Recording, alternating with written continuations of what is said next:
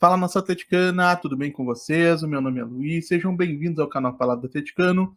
E no vídeo desse domingo a gente vai falar sobre a demissão de Juan Carlos Osório pelo Atlético Paranaense. Então fiquem comigo que logo depois da vinheta a gente volta para falar tudo sobre esse assunto.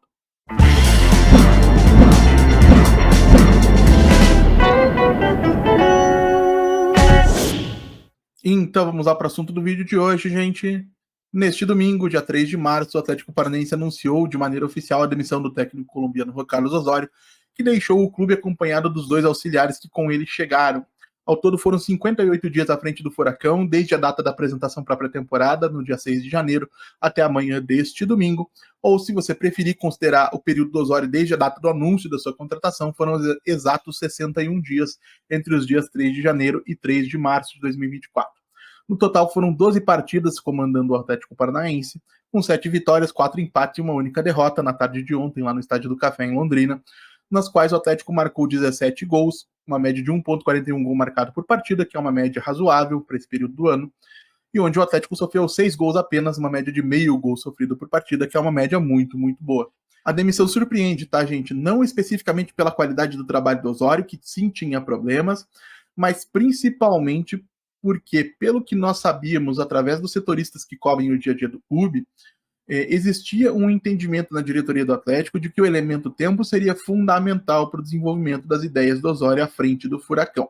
Em paralelo, sabíamos também que dentro do elenco existiam algumas insatisfações em relação ao treinador, especialmente pautadas na questão dos rodízios e de algumas metodologias de trabalho, mas que, de um modo geral, os jogadores continuavam trabalhando normalmente no dia a dia no CT do Caju, tentando assimilar aquilo que o Osório tentava transmitir. Então, clima por uma continuidade existia, embora talvez não fosse 100% ou não fosse dos melhores.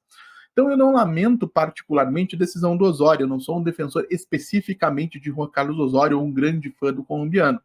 O que eu defendi aqui nos últimos vídeos do canal e que seguirei defendendo independentemente de quem seja o próximo escolhido, é que todo treinador precisa de um tempo para poder trabalhar e desenvolver as suas ideias. É muito provável que nós nem tenhamos chegado a conhecer a melhor versão do Atlético de Juan Carlos Osório, porque ninguém desenvolve um modelo de jogo e muito menos consolida essas ideias em 60 dias. Isso é uma coisa que toma muito mais tempo, mas eu seria negligente também de não reconhecer que alguns equívocos que têm acontecido e se repetido em tempos recentes desse trabalho do Osório pareciam indicar que sim, realmente o Atlético se encaminhava por um caminho perigoso e que essa intervenção da diretoria que resultou na demissão pode ter sido sim uma correção de rumo necessária. Então, de minha parte, eu não lamento a demissão. Posso dizer que eu lamente, ou lamento de fato, um pouco de falta de planejamento e convicção da diretoria. Porque esse perfil do Osório, essa maneira de trabalhar do Osório, ela é conhecida desde muito, muito tempo. Então, sabia-se que esses rodízios aconteceriam, sabia-se que existiria uma forma de trabalhar e que isso poderia gerar um conflito. A diretoria deveria ter se preparado para dar um maior suporte para o treinador, para que ele tivesse melhores chances de alcançar os seus objetivos. E isso passa muito pelo fato de que a contratação do Osório foi uma indicação do mercado, do departamento de mercado do Atlético, mas avalizada e decidida pelo presidente Marcelo Petralha. E ninguém, gente, por mais competente que seja, e eu sempre digo aqui que o Petralha é o maior dirigente da história do futebol brasileiro, deveria, sem ter o conhecimento técnico necessário, ter o poder de decidir isoladamente quem vai ser o trabalho de quem vai ser o treinador de um clube do tamanho do Atlético Paranaense. Por esse motivo, talvez seja um momento da gente voltar a falar, como já falamos em outros pontos aí ao longo da história do canal, de que é fundamental a contratação de um diretor técnico de futebol que possa participar do processo de escolha do novo nome, acompanhar a sua adaptação e o desenvolvimento do seu trabalho, dando o suporte necessário para que ele possa ter sucesso, fazendo aí o link com a diretoria, com os jogadores do elenco, para que o próximo treinador possa desenvolver a sua metodologia da melhor maneira possível. E aí a última coisa que a gente precisa mencionar é que perdemos 60 dias, gente. O Osório tem uma maneira muito particular de trabalhar, então quem quer que chegue ao Atlético agora depois dessa demissão, provavelmente vai ter que recomeçar do zero, pois a base que o Osório desenvolveu tem muito a ver com a forma específica de trabalho do colombiano. E isso vai refletir, lógico, num atraso na formação da equipe, que pode causar maus resultados no início aí das principais competições. A gente vai precisar, independentemente de quem seja o novo escolhido, entender que as coisas começam no momento que talvez não seja o mais adequado. O mais adequado seria ter acertado na escolha do treinador lá no início do ano. Alguns nomes têm sido ventilados, tá, gente? A torcida sempre pede Thiago Nunes, embora nesse momento não haja nada. Cuca segue sendo uma prioridade para o Atlético. Eu me confesso ser contra os dois nomes por motivos diferentes. E surgiu ainda por uma informação do Thiago Fernandes, o jornalista Thiago Fernandes, o nome do Bruno Pinheiro, técnico português com passagem pelo Estoril e pelo Al-Sadd. Conforme essas negociações ou essas conversas forem avançando e a gente tenha mais confirmações, a gente vai conversando individualmente sobre cada um desses nomes aqui no canal Palavra de Atleticano.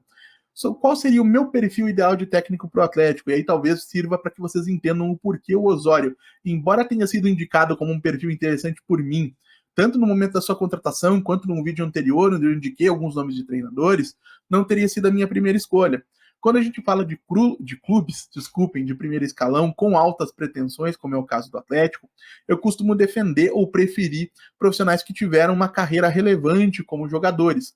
O Osório não teve essa carreira relevante. O Osório foi um jogador, um atleta profissional, que encerrou precocemente a sua carreira aos 26 ou 27 anos, e que nunca defendeu uma seleção colombiana, por exemplo. O maior clube que cuja camisa ele vestiu e muito rapidamente foi o Once Caldas, lá da própria Colômbia.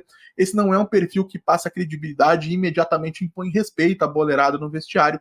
Eu preferiria, por exemplo, e estou citando como exemplos mesmo, não estou defendendo a contratação de nenhum desses treinadores em particular, um perfil como o de um Fernando Redondo, que foi volante do Boca Juniors, do Real Madrid, da Roma, da seleção argentina, o mesmo que poderia ser dito sobre Gabriel Heinz, que também foi zagueiro de Manchester United, foi zagueiro de Real Madrid, foi zagueiro, enfim, de PSG, o Gabriel Milito, que foi zagueiro do Barcelona. São jogadores cuja presença e o sucesso que alcançaram como jogadores acabam impondo e garantindo uma certa credibilidade ao profissional no início do seu trabalho. E por esse motivo, repito, o Osório provavelmente não teria sido a minha primeira escolha. Naquele momento eu me recordo ter dito que minha preferência seria o Fernando Gago, que hoje infelizmente está empregado lá no futebol mexicano. Além disso, além desse fator carreira relevante como jogador, eu costumo buscar um histórico recente de bons trabalhos. E bons trabalhos, para quem não compreende, bom futebol associado a bons resultados, e esses bons resultados sempre considerando as circunstâncias particulares de cada clube. Então, por exemplo, não adianta você cobrar de um técnico que assumiu recentemente o 15 de Jaú que ele vá ser campeão brasileiro em 3 ou 4 anos, ele não vai conseguir. Quando você fala de bom trabalho, é você conseguir construir uma equipe que jogue bem o futebol que ela se propõe a jogar e que consiga, na medida do possível, alcançar objetivos possíveis para aquele clube. Então, isso vale, por exemplo, para o Fernando Gago, que foi campeão argentino com o Vélez, vale para um Gabriel Milito, que conseguiu aí uma boa passagem pelo Independente, e vale para alguns outros nomes que estão no mercado que pode ser que a gente venha conversar individualmente. Qual a minha maior preocupação nesse momento, gente? É que a contratação de um novo treinador volte a se transformar em uma novela e que essa novela acabe dando o tempo necessário para que, por exemplo, Wesley Carvalho e o Juca Antonello, que assumirão interinamente o comando da equipe nesse momento, acabem conquistando, por exemplo, o Campeonato Paranaense, talvez até com algumas vitórias aí importantes ao longo do caminho, ganhando credibilidade e dando espaço a uma nova efetivação, alguma coisa que eu considero que seria bastante prejudicial para o ano do centenário do Atlético. E você, gente, o que acharam dessa demissão do Osório? Quem seria o principal nome aí de vocês para substituto do colombiano à frente do Atlético Paranaense nesse momento fundamental da temporada? Não acho que o Atlético vai ter outra boa oportunidade de recomeçar um trabalho. Qualquer coisa que aconteça daqui para frente vai exigir um reinício dentro do período de competições importantes. Nesse momento, o novo técnico ainda vai ter tempo para trabalhar.